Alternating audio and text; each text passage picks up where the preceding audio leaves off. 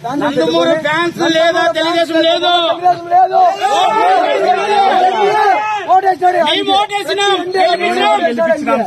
ఎవరన్నా ఎన్టీఆర్ అభిమానులు బాధపడి ఉంటే వాళ్ళని నా తరపున నేను క్షమాపణలు అడుగుతున్నాను.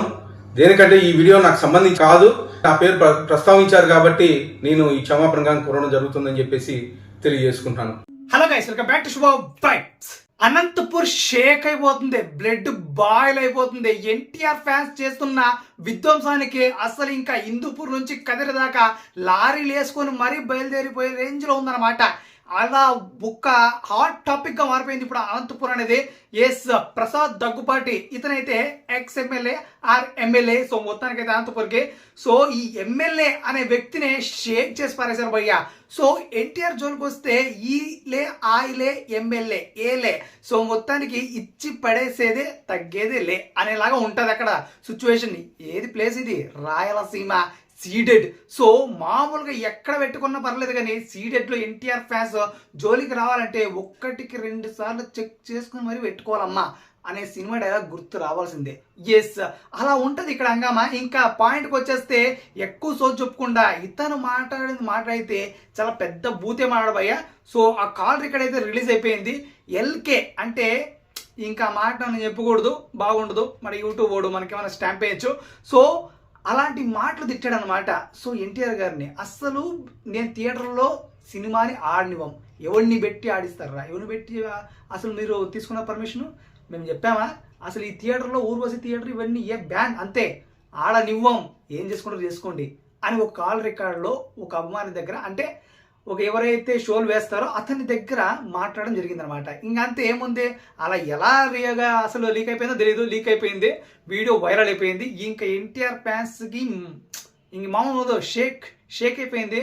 ఇంక అంతే, మొత్తం అనంతపూర్నంతా ఇక ఎక్కడైతే ఉన్నాడో మొత్తానికి ఇతను ఇంటి దగ్గరికి వెళ్ళి కూర్చొని ధర్నా చేసి సారీ చెప్తే మాత్రమే ఇక్కడ నుంచి కదులుతాం, లేకపోతే కదలము, ఇంకా మామూలుగా ఉండదు.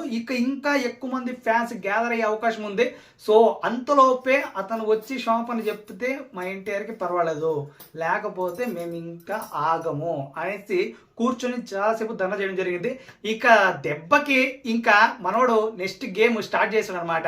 ఆ గేమ్ ఏంట్రా అంటే వీడియో వదిలేశాడు. వీడియో వదిలి సారీ అయితే చెప్పాడు, ఓకే బాగానే ఉంది, బట్ నేను ఇది చేయలేదు, నేను ఇది అనలేదు. ఎంత తప్పు భయ్యా, అంటే నేను ఇది చేయలేదు, నేను అనలేదు, ఏదో ఫేక్గా నన్ను మీద క్రియేట్ చేస్తున్నారు వైఎస్ఆర్ గ్యాంగు, వాళ్ళే ఇదంతా చేస్తున్నారు అని చెప్పాడు అనమాట.